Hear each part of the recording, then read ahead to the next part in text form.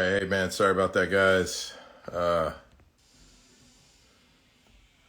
Bring these dudes back in here.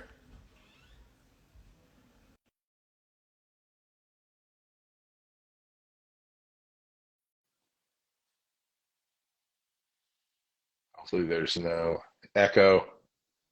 If it's on my end, I'll take these off. Ah, I hear the echo. Here, I'm gonna kill these.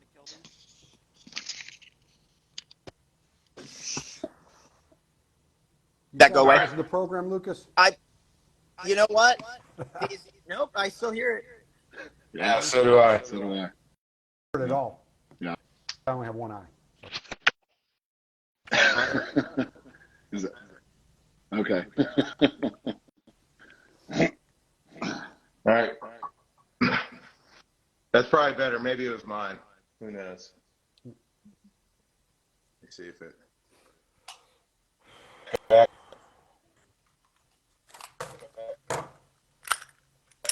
That's me. An IT guy. All right. Is that better? Hey, so let's jump right into this. Sorry for that delay.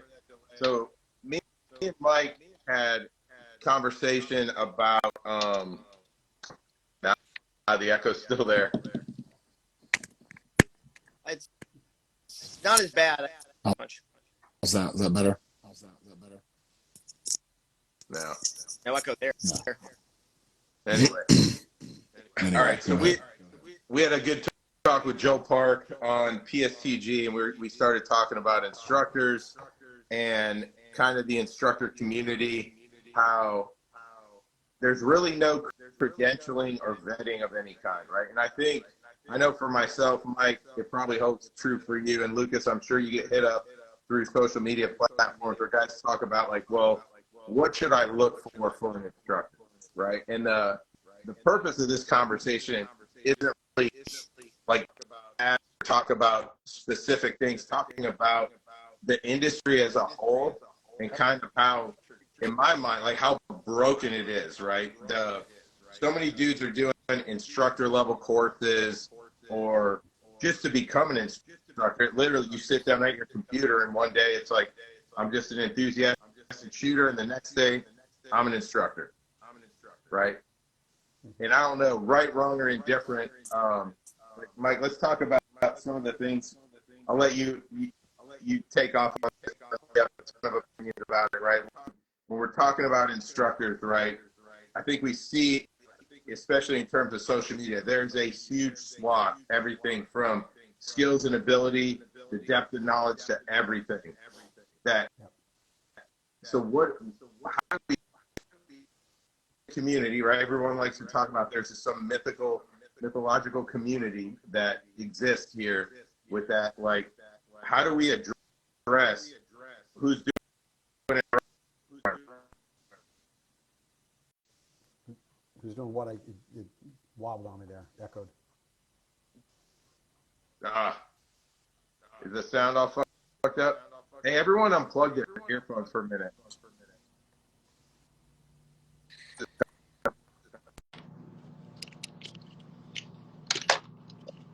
that better? Yeah. A little better. It's working. Yeah. So anyway, Okay. within the instructor world, Mike, talk about it. You talk about like this huge swath in terms of skills and ability, depth of knowledge, depth of experience, and actually getting into like mastery. Like, how do you sort out, or like, what are your initial comments on this? Like, Okay. or like kind of certification. There's never going to be something like that. But how do you become a shooting instructor in this industry? Well, in real terms, you become a shooting instructor just by saying you are. I mean, that's what's happened. But I look at and I wrote a couple things down which I've shared with you before. Like, there's some stuff like almost a checklist. Okay, mastery of skill, depth of knowledge, ability to convey information, ability to field questions, which is a big thing. A lot of guys can regurgitate something somebody else said, but they don't even really understand it well enough to explain it or to field questions on it. And that's a big one. The ability to field questions is something that I see is hugely lacking, and that is based directly on experience. Okay, your experience is gonna guide you. And I'll give you an example. Today, I was teaching out here in the Houston. Guy asked me about his organization. It's faster than 0.3. I think you guys know where this is going, because that's the amount of time it takes you to evaluate and all that. Have you guys heard that before? Okay. Yeah. And my answer, I just looked at it from my experience base and go, I'm not evaluating in between shots. I have a problem that I need to solve ballistically, and I start to execute that solution. And when I get the manifestation of my results, the effect on target, then I'll stop shooting. But I'm not going to go bang, how'd I do? Bang, how'd I do? Bang, how'd I do? When someone briefs it, it sounds good in theory, but experientially, when you look at it, if you were someone with experience, you realize that that's not what you're actually doing. And to me, it's justification to go slow. But that said, that's where experience in instruction allows you to field questions, because I had no problem fielding it. And they're like, oh, wow, that makes sense. I'm like, hey, you're going to shoot to stop the threat. And at some point, when you realize the threat is now neutralized or no longer a threat, you stop shooting. That's it. But you don't fire a shot, wait, how'd I do? Fire a shot, wait, how'd I do? And that's kind of the supposition when you do it. But that's the experience tied in with skills and abilities. And then demonstration of continuing evolution. You should be changing your curriculum. You should be updating it, modifying it, enhancing it, making it better, because everyone in this industry has gotten way better. 10 years ago, the best students in classes I had were basically the equivalent of the bottom of students now. Okay, so it's like people shoot way better, way more, and they have more access to the conduit that is shooting information that's out here, good and bad. So you better be evolving. And then the last thing, to me, you better routinely shoot competition. If you don't routinely shoot competition, then you're not willing to toe the line. I mean, personally, I've shot, next weekend I'll shoot another major. I will have shot 3 locals and 2 majors in 5 weeks. And then the week after that, I'll shoot another local. So it'll be 4 locals, 2 majors in 6 weeks. Just put, people need to step out there and shoot against other folks. Okay. And that's the thing that a lot of people don't. If you're an instructor, you should be refining your craft through that. So I look at, there's a whole list of things, but just saying you're one doesn't make you one. Just going to a 2-day course, that's a fucking learner's permit. That's all you got. Okay. So let's pick this apart. Like, I'm gonna play devil's advocate for a minute, right? We'll go backwards to front. Okay. So, because obviously, like, I agree with all of that. I'm a big advocate for guys that carry guns for a living, going to competition, and then using that as a training tool, right? Showing kind of where you're at on demand, what you can do, and then build off of that. Whether or not you're going to be actually competitive at the club level or state match or national match level is irrelevant. What you get from what a competition can learn you or can teach you. So from a instructor standpoint, right? I think a lot of people, I'm a competitive guy. I'm a master class or GM level guy. I can teach. Yeah. I think that's going to come down to your ability to transfer information to the student to make them better. The goal is not you. Your shooting is your shooting. Okay. You've got to be able to shoot far above average and far above the norm. Okay. And do it properly, not just be necessarily just faster than everybody else or faster and more accurate or, hit factor it out. But you actually have to understand how you got there, what you did to achieve that. If you just kind of stumbled in on it, I've seen guys that are unbelievable shooters that they couldn't convince a hungry wolf to eat fresh meat. They just don't. They're like, I don't know, just friggin', I just whip it out and get some. I'm like, okay, cool, you do, and you're great at it. But there's a cognitive ability, the ability to explain ideas and to chart your own course. This is what I've done to get where I am. All right. And I think that is what that journey that you do as an individual instructor is what, as an individual person, is what makes you a better instructor. Because you can say, these are the challenges that I've had. Okay. These are how I work through those challenges. And if you don't have the ability to explain that, then how do you make the student better? I mean, your level of shooting skill has to be far above average. Yes. You want to be a master or GM? Yes. Okay. But it's just not raw shooting skill. But everybody who's a masterclass shooter in USPSA could be an instructor.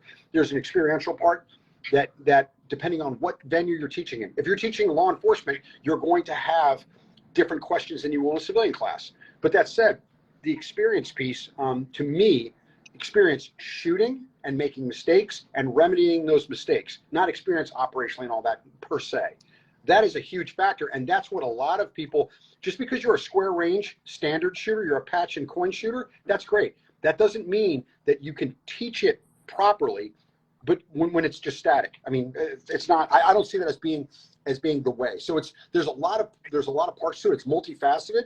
That's why you can't just pick one area that you like to do. You have to do all of it. And truthfully, the only way to do all of it and shake that out, pressure test that, is to shoot competition. So here, there's a question that came up in the comments that's actually interesting. Kind of detour on this for a minute because I see there's always within the instructor world there's a ton of cop outs, right? That come from instructors, right? I'm gonna throw this one at you, Derek. Everyone knows his name's Dustin. I'm forever gonna call him Derek.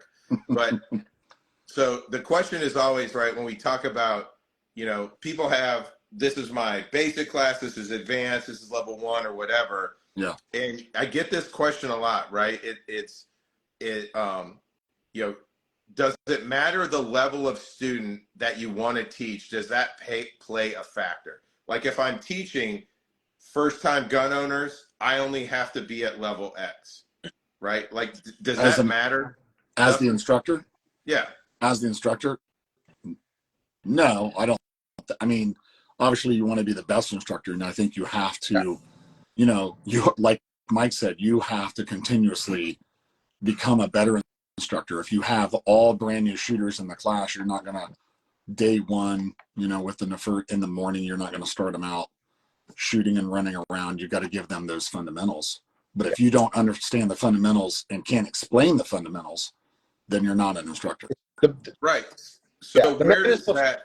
You can't explain the mechanism of success, why it works. You can't be a good instructor. So now we talk about depth of knowledge, right? So this is always because no one's ever going to admit like, hey, I'm not a good shooter, but this is the business I want to do. Yeah. I want to be a shooting instructor, and social media, YouTube and everything allows me to do that. The community allows me to do that. I don't need to know shit. I just need to present myself in a way that I will know more than you, right? So depth of knowledge, this is where I think, no, it doesn't matter, this is Matt's opinion, what level of shooter you're doing. Because this is the problem I see where, okay, I'm only teaching this base, so I'm going to teach this way to get the result that I want. Where, why don't you just, if you train yourself and you progress to a level, you get on your own journey, start really pushing it, you'll find out a lot of things that you might hold true today. And Lucas, I know you've kind of figured this out over the last couple of years, right? Things that you thought were 100% factual, those are not the way, right? But that only comes as you put yourself through your own training program or own training process or own journey to understand, where the real performance lies and what's actually possible and capable.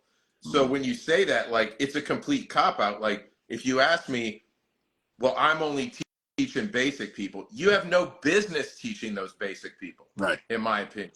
That's the fucking problem. Yeah. I get it. You're enthusiastic. You want to be an instructor. Yeah. That's cool. I want to be a cardiothoracic surgeon. It's a much better job than what I have now. Unfortunately, I don't possess the fucking skills and ability to do any of that. You have to you're not even, this is the problem with the industry.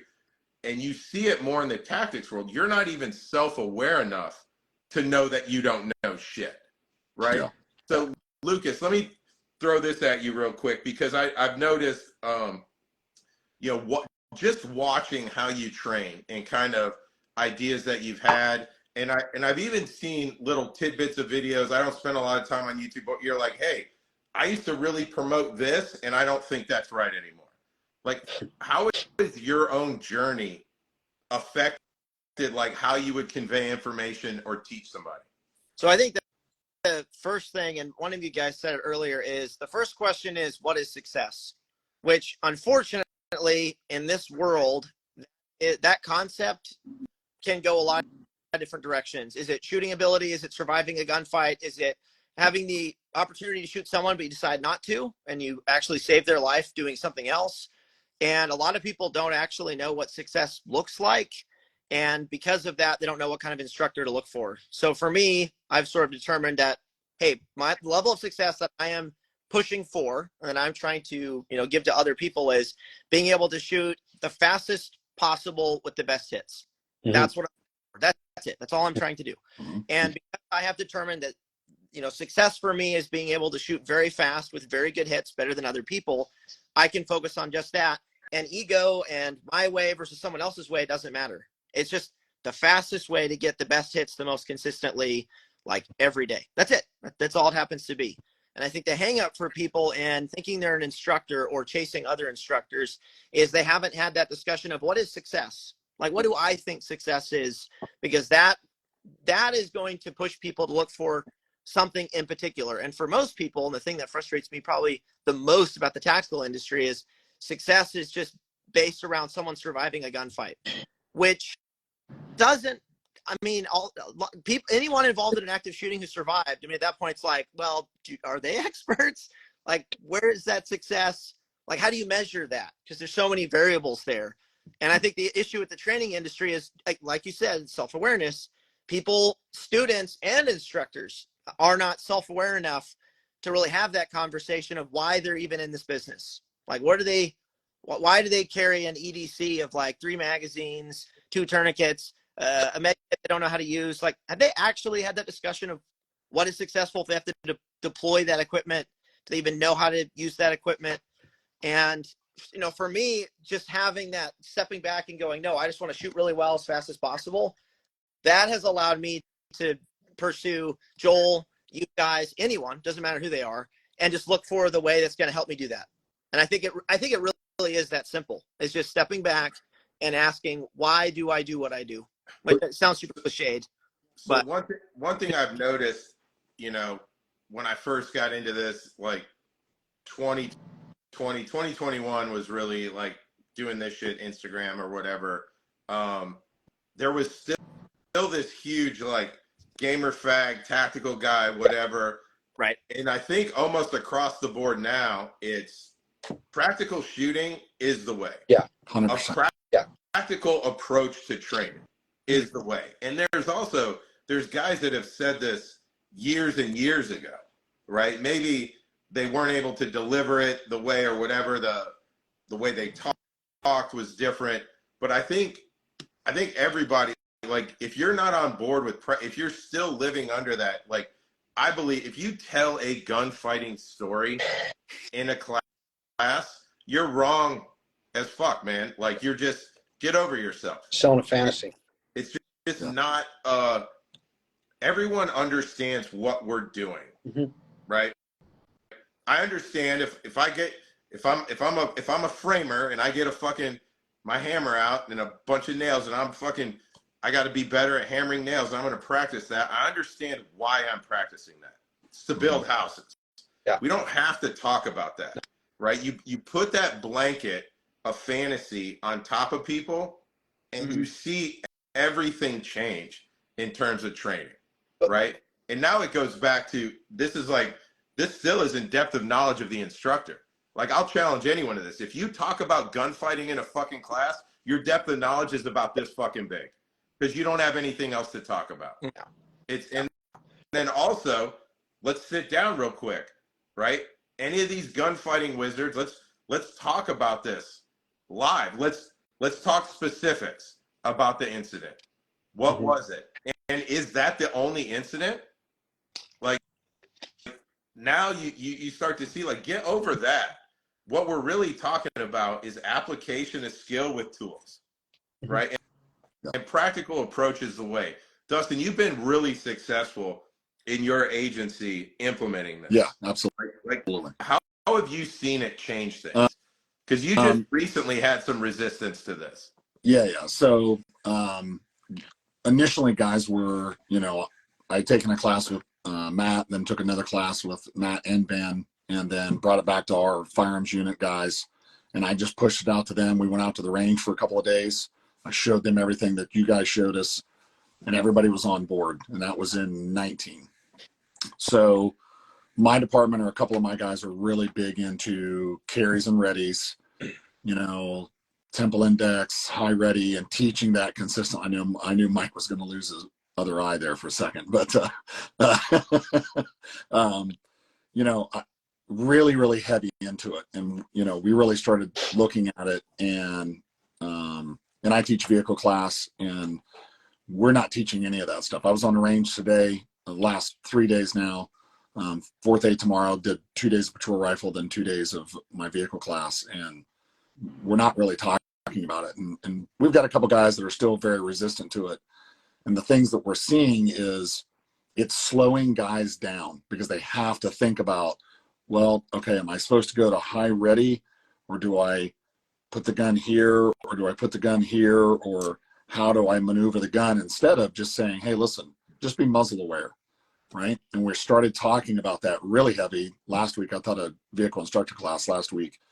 And when we started talking that in that conversation, guys were a little resistant at first. Later on in the class, later in the week, 3 of the guys that were in the class said, man, this makes much more sense.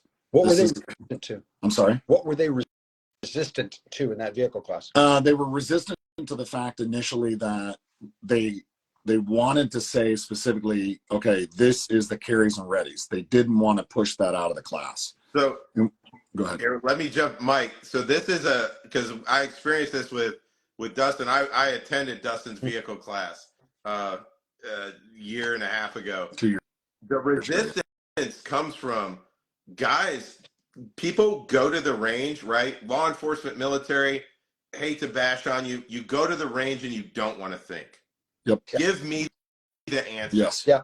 You fucking tell me, you want the gun here? You want it like this? I'll fucking run around like this. Yeah. In absence of any critical thinking skills. Yes. Right? Where I think modern training is pushing guys to be, you know, consciously and cognitively aware of what they're doing while they're doing it. Yes. And I'll tell you what, for the tight t-shirt fucking club, that's a fucking no-go.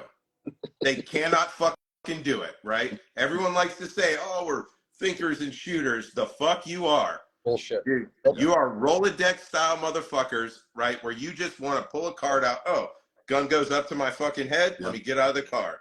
Yep. You run over here. I'm at the back of the vehicle, target to the left. Oh, there's the card. This is what I do. Oh, that's a big conversation. We're gonna hurt some feelings tomorrow with that. Yeah. It's a template answer. Just tell me where to stand. 100%. It's just the same shit you see with CQB, Matt, and Dustin. Yep. If you're teaching it or doing it, people go, just tell me where to stand. Like, Yes. dude, you have a responsibility. Do you not know what that is? That will tell you where you should be or what you should do. If if it's dance steps, then put right foot red, left foot blue, and you're fucking good, bro. Right. But like you said, Matt, they don't want to think. Right. They don't want to evaluate it, and they get emotionally connected to something. The perfect, I mean, it's an easy bash, but the perfect example is temple index. There's 1,000 reasons why that's not the right. Yeah, it's so literally bad. But the reason I'm using that is guys get attached to it. Or you'll hear people go, hey, always go to the back of the vehicle, on the vehicle side. Well, if that's the best place to go, then go there. At that moment. Always go to the back of the vehicle. They'll always go to the back of the vehicle, even if it's the worst place to go. The thing is, improve your position. If you're moving, the goal of moving is to improve your position. Yeah. If that's the back of the vehicle, big thumb. But it's like what you said, people, they want a template answer. Just superimpose this on the problem, fill in these blocks, and you're good. You're a win. And that ain't how it is. And so it's like that. I think the desire to get guys to think and process information is probably one of the biggest challenges. They just tell me what to do and I'll do it. And that is a challenge. And a lot of instructors want that because they want you to do their style. I was just with some guys who were like, hey, we were doing some movement, in depth on the range. And but the problem, and you guys from Border Patrol, good freaking good. Dudes could shoot like fucking crazy. Yeah. And the guy's like, oh, how do you want me? You want me to turn this way or you want me to turn that way when I'm coming up range? I'm like, bro, don't point your gun at anybody. Right. It's fucking easy. Don't point your gun at anybody. I don't care if you walk on your fucking hands. Right. Like, they're like, okay, cool. But they'll actually listen and do it on their own. But that's what I'm saying. A lot of guys don't want to do that. They just want to be told what to do. And that just makes training worthless. Yes. So this all feeds into, in my opinion, right? An instructor, like, you're only going to know as much as that depth of knowledge is there. Mm-hmm. Right. So the instructor that's standing up presenting this, like, it's made very clear really quickly in terms of just delivery, like, hey, you do this, well, why?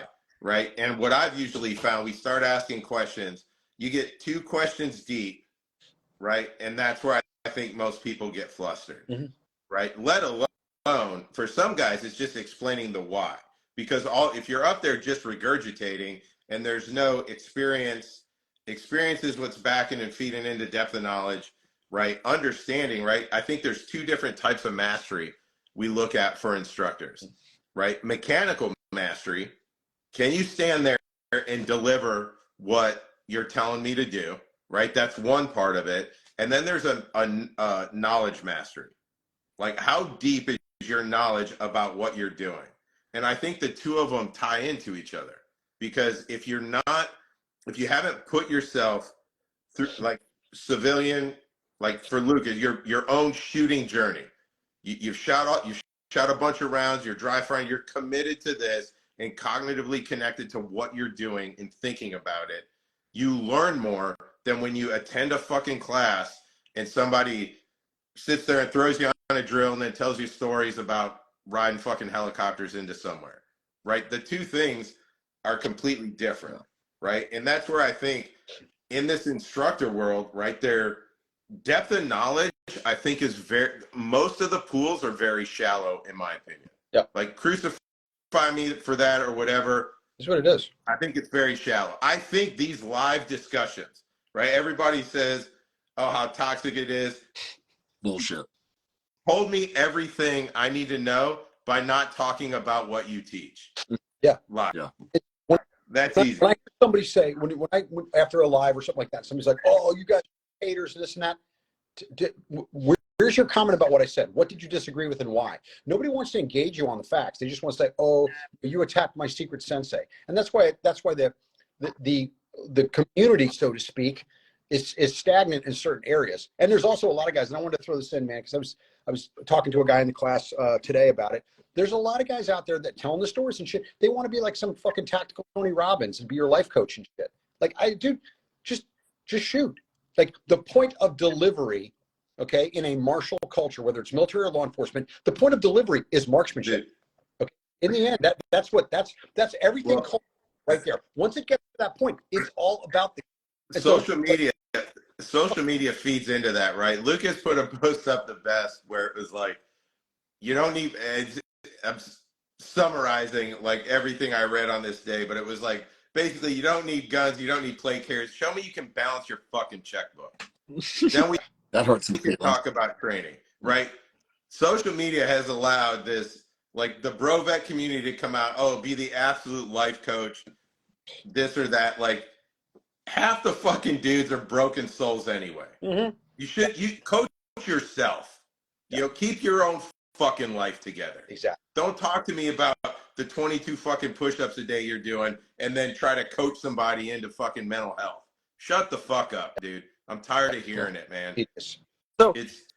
So here's a question though. So this I've thought a lot about this. You guys are obviously all very passionate about training. I would argue way more than I am.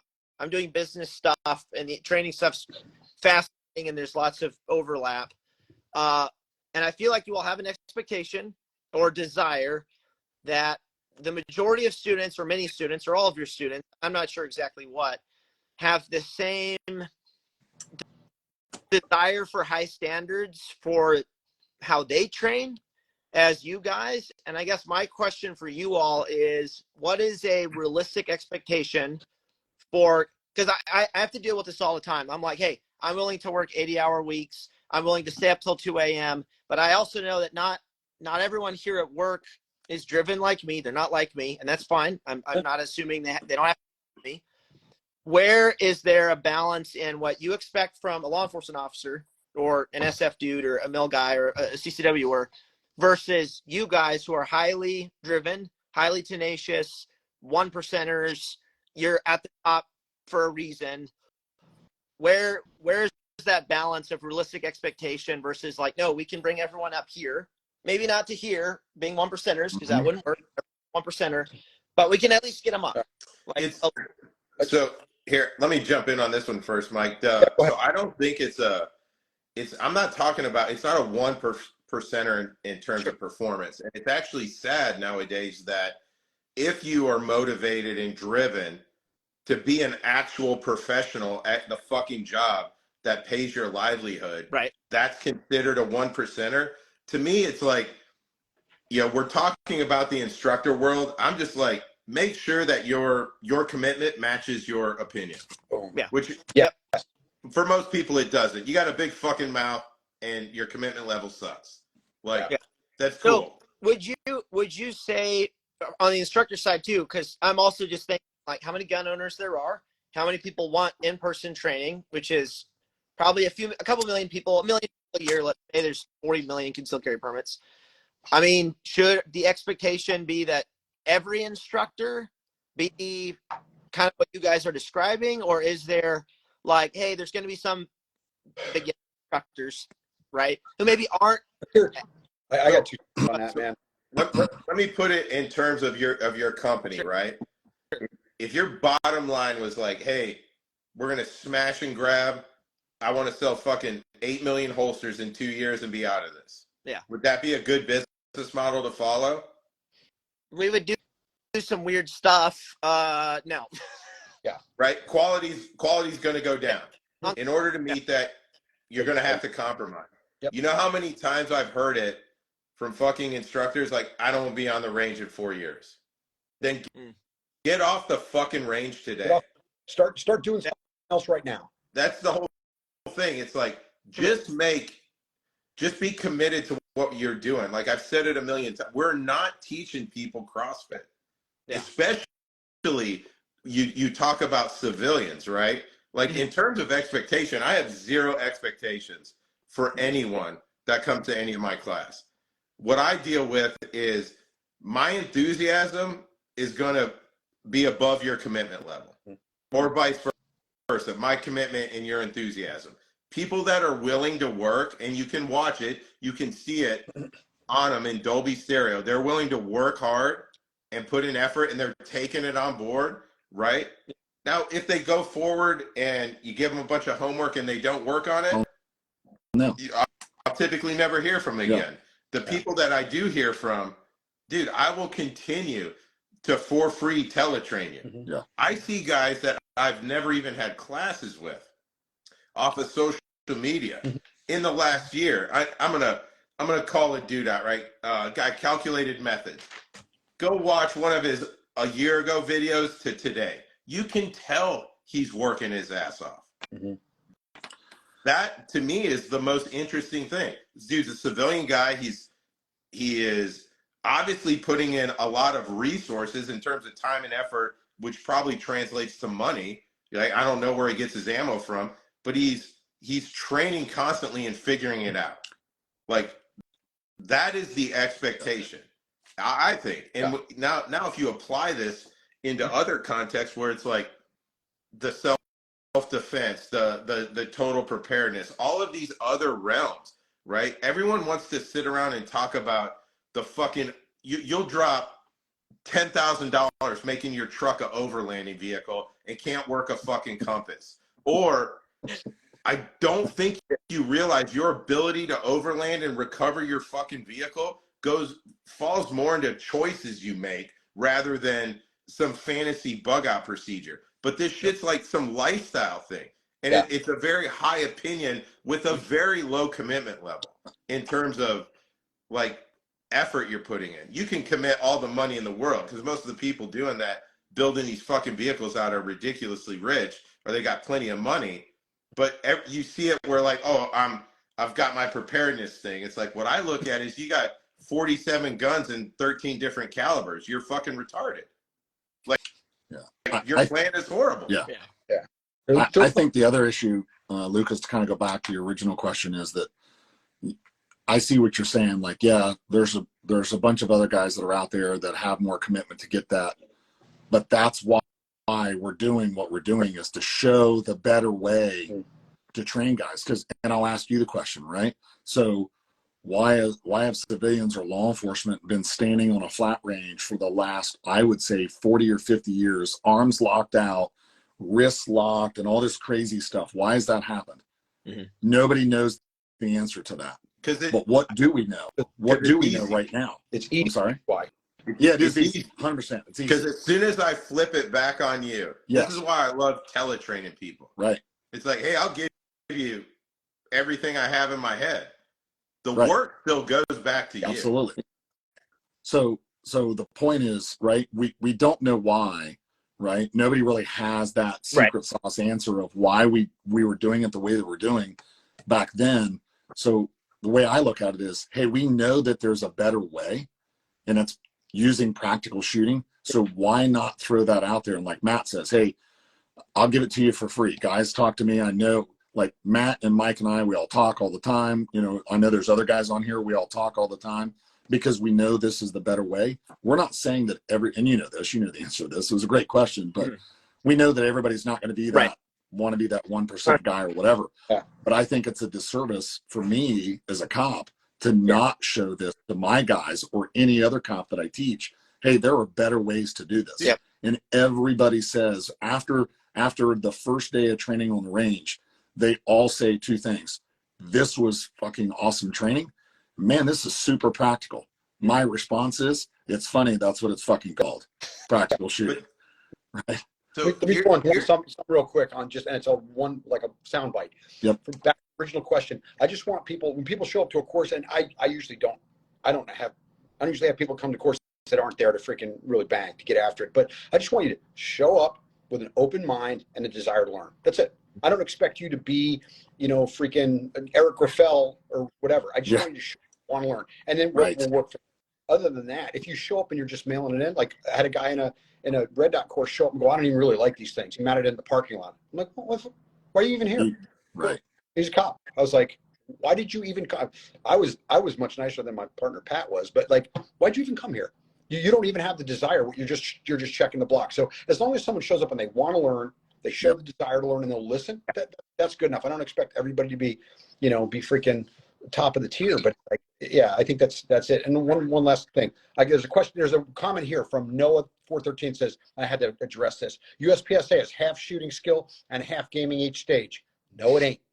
It's shooting skill with the stages are pretty straightforward. Most of those stages, there's only one or two ways to run it. And if you think it's half 50% gaming, then you don't shoot the sport. Because I do it again. Dude, let me tell you this. Planning National Mission Force targets is the ultimate gaming strategy. So absolutely. Yeah. Just stop with that shit. Yeah. Stop with the game. Yeah, I am 100% going to game every fucking physical fight, fist fight, operational fight I get into. Yeah. It is a game. Gunfighting is a game. It's a lethal game, but it's still a fucking game. It's me versus you. It's full contact sport. So the dudes that are like that, and I don't know if that's what he's saying, but it's like, yeah, it is a fucking game. It's all a game, right? Yeah. Managing your finances, playing the fucking stock market is a game. It's you're hedging your bets, you're using information, you're collecting information and making decisions about what you know. Like, tell me one game that's not like that. So stop with the gaming shit. You can get under that umbrella for the excuse to be really bad at using the tools that you own. That's it. It's like it's that fucking simple, man. And it doesn't even have to be. You don't need to compete. If competition is a valuable tool in any training thing, right? But in terms of like, do you need to compete to develop? No. It's just a good test. It gets you outside of your comfort zone. But your work can carry you a lot of ways, right? I've trained for years and years and years. I didn't start competing until 2014, right? And I had 20 fucking years of training. But that's the thing, is that your training matched the requirements. Your training was practical. And that's so, like, for me, shooting matches every weekend, it's a way to test things. I'll do things in local matches that just to see if I can do them. Hey, I was working on this. Let me try that.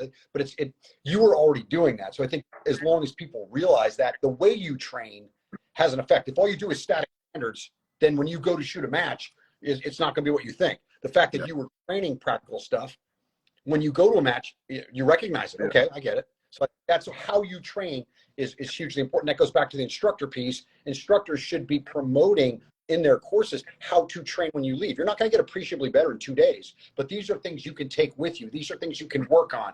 You know, these are skills that you need to refine. I think that's part back to the instructor piece, that just presenting, 15 drills in 2 days to me is garbage. I mean, the course I just taught, there's not a ton of different drills. There's layering of component skills to make a more dynamic drill, but you got to let people actually exercise things.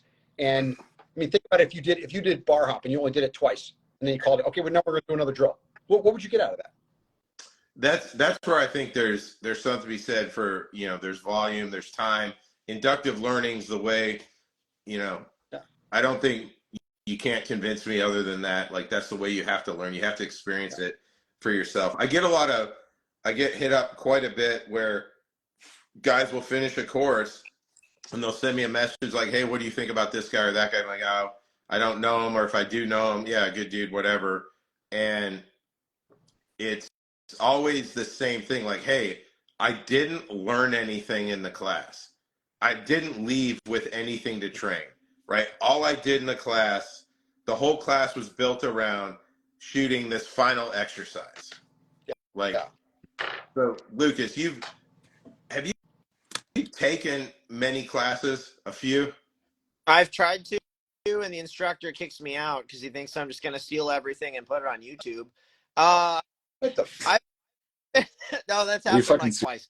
serious? Yeah. That's weak as fuck, bro. There was a vehicle course. The last one was a vehicle course I wanted to take, not from one of the, Yeah. But I wanted to just learn and see their perspective. And he said, it's cool you're coming out, you can't film. And I was like, I'm not going to. I'm coming out for myself. I drive a car. I go places.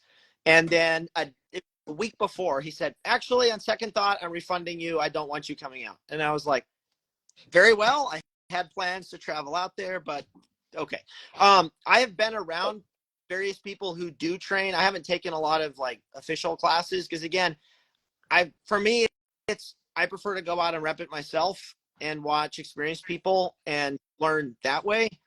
That has been successful for me. With that said, there have been times I've been at a plateau and I've needed to go shoot with someone like Joel or Ben and see new stuff. We're going to push like, what is you work on? And that's where going to an official class, like if I actually went and trained with Ben officially at a class, like, yeah, that would have been, I should have done that 2 years ago. And I shot with Joel like a year and a half ago. And then I shot with Ben about a year ago. I should have done that sooner, but prior to that, I had enough homework. I had enough things to work on that I think going to a bunch of classes would have given me depth of knowledge of what people are teaching. I don't think it would have helped me a whole lot on my journey with what I was already doing. I mean, I was already shooting 3 days a week. I was dry firing 2 nights a week. I mean, shooting a ridiculous amount of ammo, and which not all of it was productive. I'm a weird case though, because I have access to resources other people don't. And so I should not be used as an example. No, it's not an example, but I think it's very telling. Like, getting turned away from a class, like having a social media presence and a YouTube presence, and then obviously shooting on film, however that's perceived, that's very telling about depth and knowledge in the instructor side, right? Go back to the whole thing's talking about this unvetted, uncredentialed, unchecked fucking instructor community, right? That I wish there was a way, right? And I think it comes in the form of peer review. Right. Right. I open myself up to that. I wish more people would, right? It's what it'll be is it's toxic, it's whatever. No, it's showing that a lot of fucking people don't know what they're talking about. Right. On the shooting side, it's one thing, it's very demonstrable. Like, you stand, deliver, convey the ideas, you can go to that class and kind of see what it's like. On the tactics side, it's like, it is insane. Like, I would say there is a huge number of guys teaching tactics that have never applied those tactics under the conditions that they teach. Oh, yeah, absolutely. Yeah. Like, in terms of vehicle, CQB, whatever. And I get, well, I was on a part-time team. No one fucking cares about that. We can break that math down. and really quickly show that over your 6 or 7 year career, you have about 84 days of fucking training. Yeah. Like you are an infant in this world.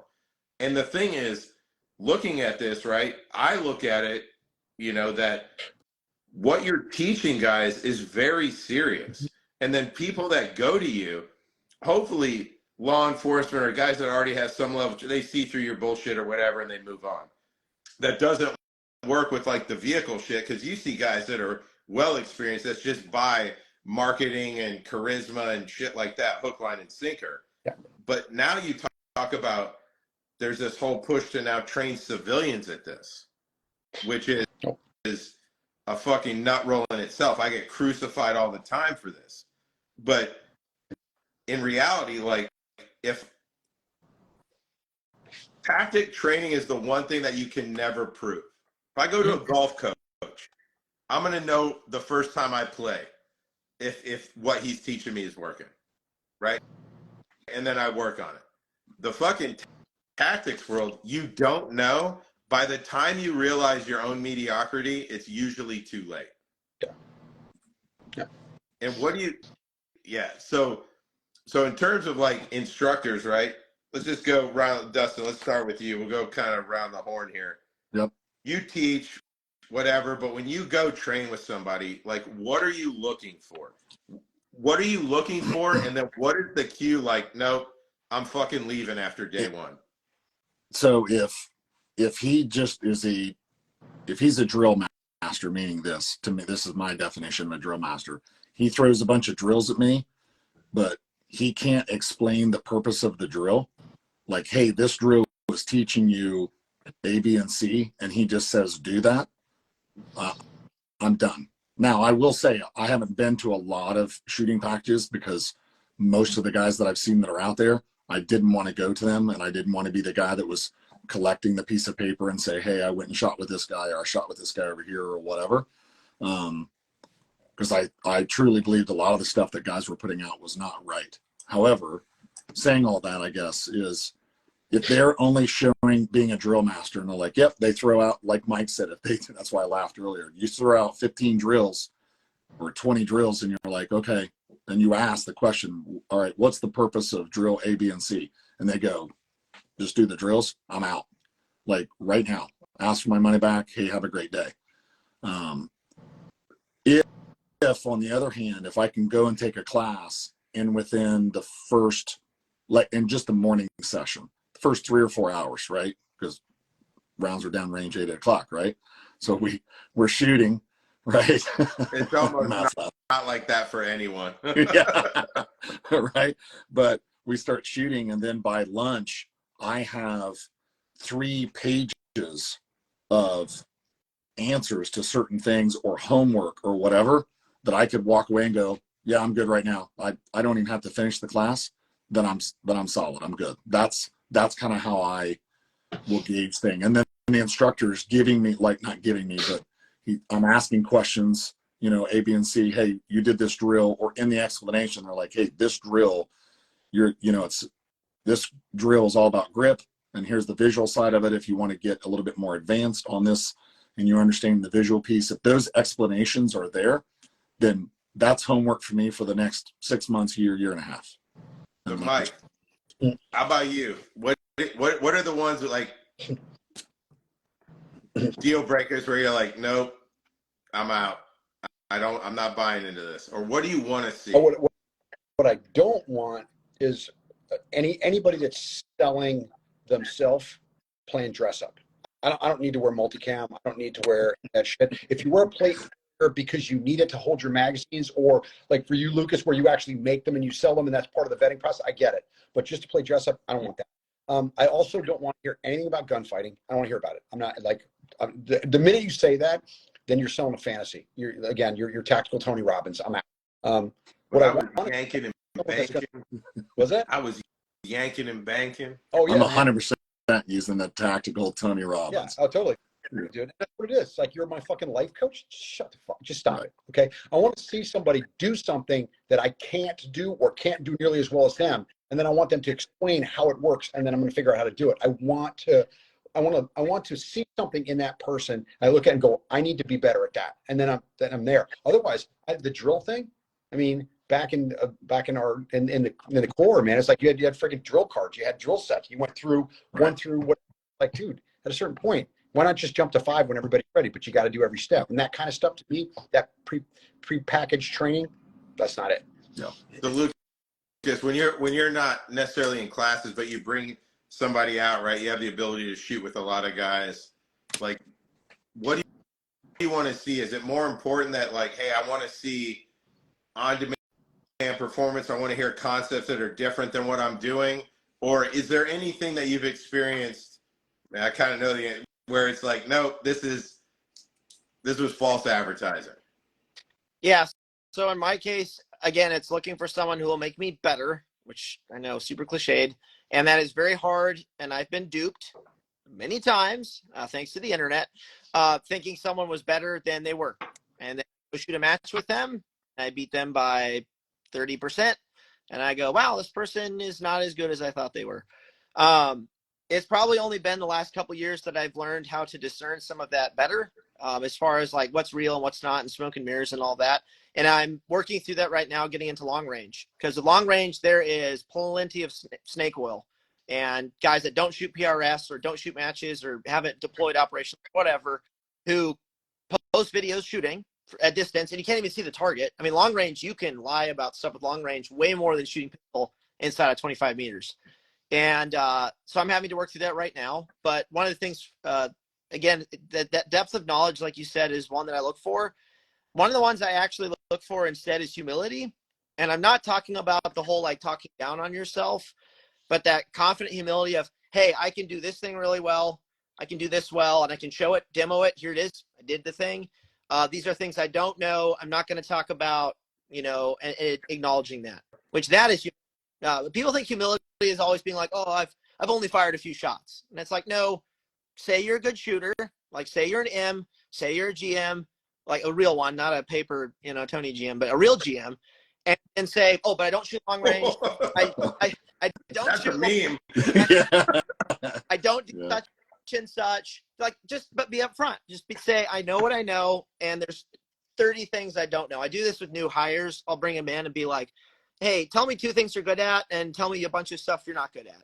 And you'd be surprised how many people stumble. Like, they can't not say stuff they're not good at. They can only think of like what they're good at, and they're good at everything. Or when you do that to people, they have pre-planned answers that are so fucking palatable for what they're not good at, where you just want to be like, shut the fuck up, you're not hired. Because the things they say they're not good at are actually positives. Right. Like, oh, well, I'm not good at, like, I'm too assertive in situations where I just need to back off. Like, shut the fuck up. Way too much on Instagram. But that's what I look for. Like, if someone, because at this point, if someone's humble enough and confident enough in what they're good at, I can safely assume they're in that like 1%er, like they're trying to get better, and they mean it when they say it. And those are the people I want to hang out with. Even if they're maybe not as good as I am at shooting certain drills or doing certain things, I want to hang out with those people, not with guys who oversell themselves, because I've spent way too much time with those people. There's a lot of that, man. Like, outside dogs don't tell you that they're outside dogs. If anything, they try to fool you that they're inside dogs. But now this is interesting, right? I think that the easy answer for this, in my mind, being in the instructor world, it's fucking peer review, right? Whether it's welcomed or unwelcomed peer review, it has to happen at some point. Whether or not it goes down that road or whatever. I mean, call me toxic. I honestly don't give a fuck. Like, people don't realize on the internet, the things you say to me are not ever going to affect me. Like, I'm not a 13-year-old boy. Like, I'm very comfortable with myself. But Screen name isn't going to freak you out. Come on. What's that? Is that, you mean a nameless, faceless dude with 0 followers behind a screen name isn't going to freak you out? Even the big name dudes don't freak me out. Like, it doesn't matter. Like, I think at some point this has to be, like, you talk about within the training world, as an instructor, you have students, you give them a bunch of stuff to do, homework, dry fire, you depart all this information on them. At some point, the work gets flipped back on them. And I think it's time now. The same thing happens to this community or this alleged community. Yeah. The customers need to start demanding peer review. Like that's it. Like there's not, like Lucas, you said you think there's probably 1 million people wanting to take training. I think that number is probably much smaller in terms of people that are willing to commit resources. Like those are the guys that have to demand more, right? Especially if you're not where you want to be. If you are where you want to be and you're not assessing that in terms of competing or anything like that, then you live in your own echo chamber. But I hate to tell you, you probably suck really bad. That's just the sad fact of it. If you're not out pushing and exploring and getting into different and bigger and larger ponds to actually test your skill, whether it's like range day shoots or other venues, you just got this one narrow hallway that you walk down, then you're not the dude I'm talking to. But for everybody else, like, and I'll subject myself to it, I welcome a peer review. I've had plenty of professional shooters take my classes, from world champion GMs. Like, the one thing I love about teaching is I'll go out to Arizona and I can have a class of LEOs, like law enforcement officers, in a class and have 2 M class and 2 GMs in there. I don't look at that as like if Lucas, getting kicked out of a class, well, I don't want you there, maybe it's good. No, to me, it's not, oh shit, what am I going to do? My mentality is like, fucking hold my beer, fucking watch this. I know this one's going to be good because now I've got a higher level of guy. Yeah. That I have to give him something. It's not about beating him. Like, I've trained in my classes with GMs that we shot a match the next week and the dude beat me by fucking 5%. He's a better competition shooter than me. He's also a tactical shooter and shoots operationally for his work, and I can give him value in that. I can give him value on the training side. But at the end of the day, I'm not going to shy away from competing against them either in a class or a USPSA match or anything. And I think a lot of guys, we talk all the time about ego, and to me, a lot of it is, it's almost not worth talking about anymore, because it's like the guys that are like, put your fucking ego away. You're the fucking dude with the biggest ego. Yeah.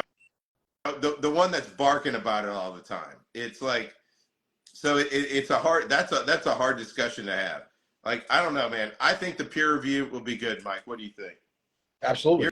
You're that deep in this shit. I would do a second. Anybody can go to class. Anybody. It's a must, because it's the only way to call the herd. It's the only way to stop people from getting their money basically stolen. Yeah. And I love it where guys are like, well, like you, Lucas, you're going to steal it and put it on YouTube. You can steal anything that I say and put it on whatever platform you want. You know how many times I've had guys in class that have taken 2 or 3 classes and have had doubles explained to them in those classes incorrectly?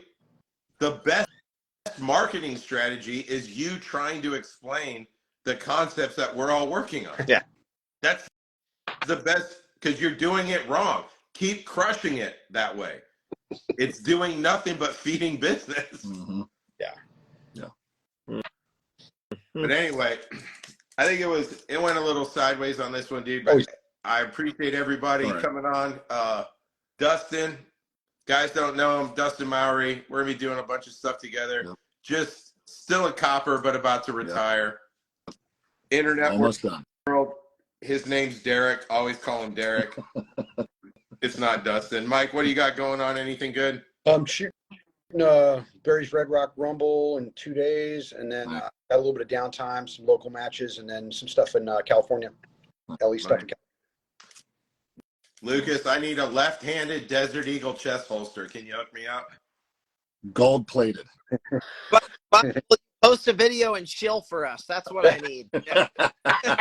Good one. I'm not the dude you need for that, man. Everybody knows you. Everything good with you, man? You're still crushing it? Yeah, I'm actually flying to Idaho, up to Hat Creek again this week. So gonna shoot long range 2 days. Nice. Yeah. Nice. That is, again,